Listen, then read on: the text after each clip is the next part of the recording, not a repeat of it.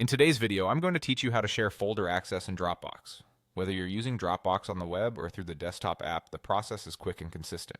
Start by finding the folder you want to share. On Windows, open File Explorer and go to your Dropbox folder. On a Mac, open Finder and do the same. If you prefer the web, head to Dropbox.com and navigate to the folder there. Once you locate it, hover your mouse over the folder name and you'll see sharing options appear. Click the Share button. If you're in File Explorer or Finder, you can also right-click the folder and choose Share. A window will open where you can add people. In the field provided, start typing the email addresses, names, or groups you want to share with.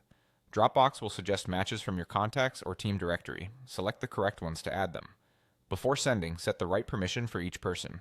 Use the drop-down next to their name to choose Can Edit or Can View.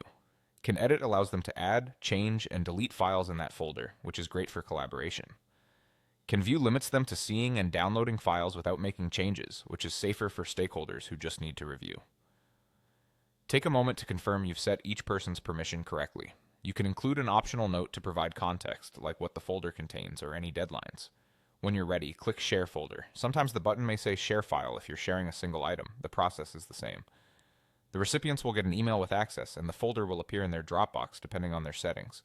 If you'd rather not add individual people, you can create a link instead. Click Create Link to generate a shareable URL. You can send this link to anyone, even if they don't use Dropbox. Links can be set to allow viewing or editing, similar to direct sharing, so choose what fits your needs before sending the link. Keep in mind that links are easy to forward, so only use edit links with people you trust. That's all there is to it.